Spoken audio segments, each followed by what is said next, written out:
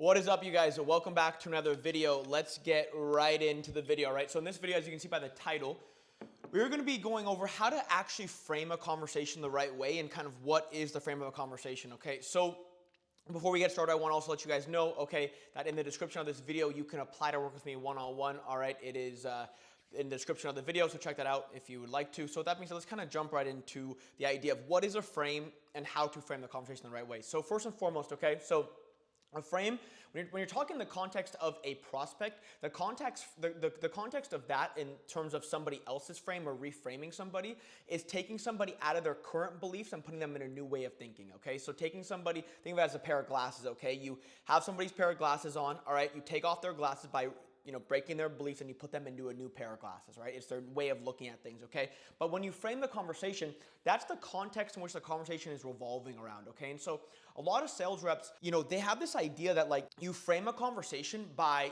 this heavy DQ frame of like, hey man, so I'll break you guys through kind of like what it looks like, right? So the frame of the conversation is what's the context of the conversation? What is this conversation going to be about, okay? And so a lot of people, they frame a conversation of like, very average sales reps think that framing a conversation is the idea of like this heavy DQ frame of like, hey, I'm gonna ask you a few questions. If we think that you are a good fit for the program, I'll let you know at the end of the call and we'll let you in and whatever, yada, yada. And that's the worst thing that you can do. People's guards go up and that doesn't work. Like this heavy DQ frame of whatever, it's sales reps' ways of thinking that they're gonna have this more status in a conversation, but that doesn't exist. Status in a conversation actually comes from the way you articulate yourself, the way that you connect in your knowledge around a subject and how you gradually work into a frame or how you gradually work into getting a prospect to build a buyer, for example, or getting a prospect in the buying pocket. It's not this idea, heavy DQ frame, whatever, that's so not it, right? That's not it at all. So the way that you want to frame a conversation, okay, is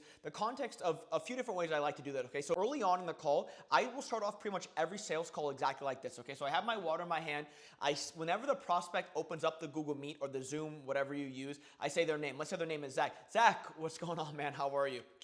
I say, I'm good, man. I'm saying, okay, cool. They're say, oh, Billy, I'm good, whatever. Okay, awesome, man, cool. And out of curiosity, can you hear me okay? Audio, video is all good. That's all good on that end. Yeah, they're going to say, yeah, it's all good. Oh, cool, man. Well, fill me in. Looks like we have you on here on the calendar here about, you want to pause, right? So about possibly wanting some outside help with maybe improving your day trading and making some more money. That sound about right? And they're going to say, yeah, man. Okay, cool, man. Well, fill me in. How can we help?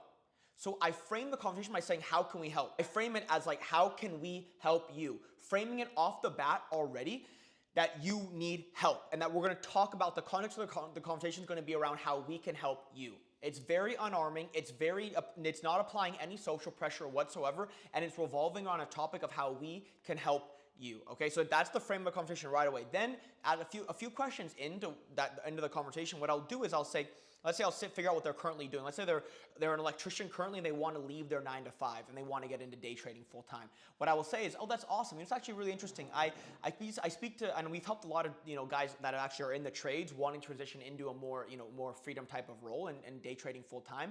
And it's really cool because all those guys, they understand the idea that it takes uncomfortable decisions, taking action, and investing in yourself to get to that, to get into that kind of environment or to get to a place where they're actually, leaving their 9 to 5 and doing trading full time. So it's awesome speaking with you, man. That's great. And what I'll do there, okay, what I did is that's framing the conversation. I'm going to anchor around that now, right? Because who are they? They've self-identified as somebody who wants to leave their 9 to 5 and become a trader or whatever it is full time, right? So they've self-identified as that. So now what I say is, yeah, we've helped people do that. And all those guys that have seen success, associating them with a positive state of a positive thing, a positive person, right? What we do is we say, yeah, we've helped guys do that. And all those guys that see success, they know that it takes uncomfortable decisions, taking action and investing in yourself. What are all those things? Someone that must do that's a buyer, right? So now you're framing the conversation as that, and they know that you're kind of anchoring back down to, well, that's going to take uncomfortable decisions. It's going to take taking action. It's going to take investing in themselves.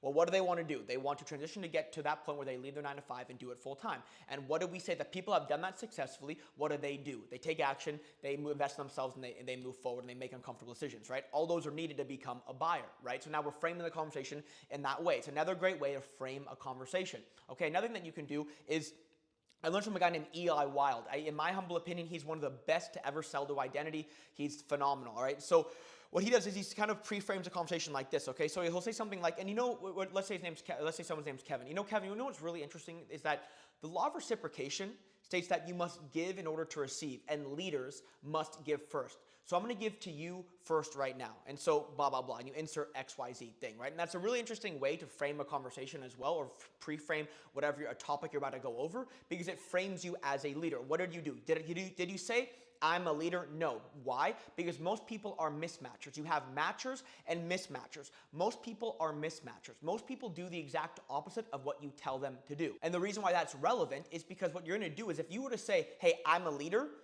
they're going to want to do the exact opposite, and they're going to push against that, all right? But when you apply no social pressure, what you do is you say it's this like step further. Think of like this layer below, okay? What you do is you don't ever identify, say, hey, I am a leader. What you do is you say, hey, leaders give first, and I'm going to give to you first right now. So then they're going to associate you with a leader without you applying that pressure and without you applying social pressure on the idea of you being a leader, okay? And so then another cool way that I like to do is kind of sell to identity. Another way of what I'll do is I will say it's a really big into identity, okay, you guys? So what you'll do is you say, who do you want to be perceived as? Who do you want to be perceived as in this life or in this insert XYZ thing? Who do you want to be perceived as, your family, whatever it may be, right? And you're going to say, okay, cool. And so I want to ask you, if you want to be a leader, how do leaders view uncomfortable decisions? How do leaders view taking action? How do leaders view investing in themselves, right? And they're going to say, well, they do it, right? And so now you anchor to that identity. You're going to anchor to that frame. You're going to anchor to that leadership frame. Okay, you're going to anchor to that. All right, now it's like, okay, cool. But then if they give you any friction or whatever it may be, well, how does a leader view this uncomfortable decision? Right? You get them to identify as a leader. And as Tony Robbins says, one of my favorites of all time, one of the best of all time, the strongest force within the human psyche is to stay consistent and congruent with the way that it perceives itself. All right, so if you get somebody to identify as a leader, then you talk about characteristics of a leader, right? And you want to frame those characteristics as someone who takes action, moves forward, and makes uncomfortable decisions and invests in themselves.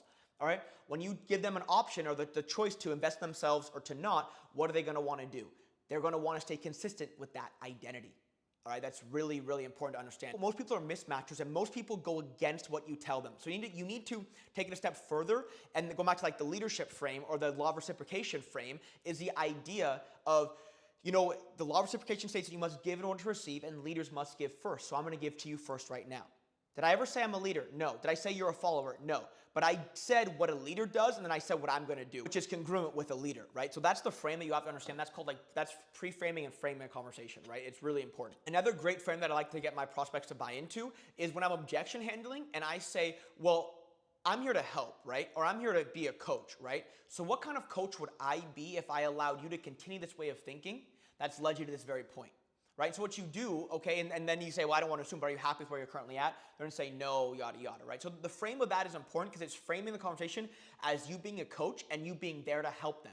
It's a great way to not be combative inside of your objection handling loops, because what happens is it's you and them on the same side being, how could I help you? I'm here to help you, right? So how would I be helping you if I allowed you to continue the same way of thinking that's led you to this moment? And I don't want to assume, but are you truly content with where you're at in this very moment?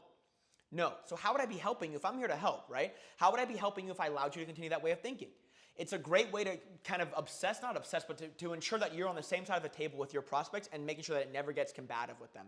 Okay, it's another great way to frame the conversation in a very effective way. So let's recap here a little bit, all right? So there's a few different ways you can frame conversations, okay? There's a frame in terms of reframing a prospect where the idea of that is taking their current way of thinking, their current beliefs, breaking them and putting them in a new frame. That's like some NLP stuff that I go over in other videos as well, all right? And I don't have a ton of time to go into anything NLP related, but I do that with all the NeuroEdge Inner Circle guys, all right? So you can apply to join the Inner Circle in the description of this video. The link is down below, all right? So with that being said, though, I can't go over a ton of NLP stuff, all right? But what I can do is kind of break you a little bit of the frames, right? And so the frame, in times when you hear reframing a prospect, that really just means taking their current beliefs, their current way of thinking, breaking that reality and putting them in a new frame. That's like reframing. But the frame, okay, of a conversation is the context in which the conversation will revolve around, okay? And from start to end, okay, you want to start it off with, how can we help you? How can we be of service to you? Some people might say, hey, that's not a great way to start off a conversation. I personally think it's the best way I train all my guys to do that, because your status inside of a call is established by the way that you articulate yourself, your knowledge, or and your overall ability to communicate effectively and pick up on your prospects' patterns. Okay, that's how you establish authority. It's not like some status thing of you having to be a jerk or anything along those lines. Okay, that's a big thing to keep in mind. All right, I could do anything, and I'm still gonna have great status in the call because I know what I'm doing. Okay, and I know a really solid process. All right, so That being said, that's kind of the way you frame the conversation off the bat, okay? Then you want to pre-frame things, all right? When you go into your pitch, pre-frame conversation like the law of reciprocation, I'm going to give in order to receive, and leaders give first, right? So I'm going to give to you this in this very moment, right? Or frame the conversation when you're objection handling around the idea of like, what kind of coach would I be if I allowed you to continuous way of thinking, where that's led you to this very point? And I don't want to assume, but are you content with where you're currently at up to this very point? No, right? Or the leadership frame, right? Well, who do you want to be perceived as? A leader, right? And what kind of decisions does a leader make? Uncomfortable ones, right? They take action. How does leaders view investing in themselves? They do it, right? So that being said now, right, how would a leader view this decision right here, right now? All right, and you guys, what I do when I'm talking to other sales guys that have somewhat of an idea of what I'm doing, but they don't really know, I will break that wall and I will walk them through what I'm doing on that call. Why do I do that? Because I know that once they realize, they don't even know what I'm doing, once they do realize what I'm doing, they're going to say, wow, this guy is so much better than I am. So any of you guys that have seen my sales calls, whatever, I walk guys through the call. I literally walk them through the call. I literally walk them through on the call, and I say exactly what I'm doing. I'm reframing them, identity, whatever it may be. I'm walking them through that, and then they say, oh, he knows what he's talking about, because they have no idea. They know it works, but they have no idea. They just smile. They say, dang. And then I say, well, okay, do you want to learn how to sell like that? And then you say, oh, yeah, would it help if you learn how to sell like that? Yeah, exactly, right? Okay, would you make more money if you learn how to sell like that? And blah, blah, blah, right? But those are some great ways you guys can frame conversations, okay, and why they're so important. And it frames it because you have to get people to understand that people don't buy sad and people don't buy mad, all right? You have to build a buyer. You have to build somebody up to be comfortable in order to buy, right? You got to get that. You have to really dial that in, okay? And so the frame in which the conversation happens in the context, it's so important. It's going to change everything about your sales, all right? So average sales reps, good sales reps sell feelings and benefits. Great sales reps sell to people's identity. Start selling to people's identity and your life will change. You will start making way more money inside of sales conversations, right? So if I wanted to do that, okay, so if I wanted to frame the conversation in the beginning, another thing I would have framed of is like, it costed me 6 figures worth of money, time, energy, and effort to learn all these things, but I'm going to give it to you totally for free because I want to see you win. All right? Or the law of reciprocation states, guys, for everyone watching this, right? The law of reciprocation states that you must give in order to receive, and leaders must give first. So I'm going to give to you first right here, right now, all right? And so with these identity frames, yada, yada, yada, it's a great way to frame the conversation without forcing the frame onto them. It's all about not forcing the frame onto somebody and letting them assume the identity on their own without you forcing it down their throat. All right. So, all right. With that being said, you guys, the link to apply to work with me in the description of this is in the description of this video. All right. And yeah, keep on hustling, keep on grinding, stay confident, stay persistent. I love coming on these videos and talking with you guys. All right. We're going to keep on cranking out the content, keep on pushing, keep on hustling. All right. And I will talk to you guys soon. Be well.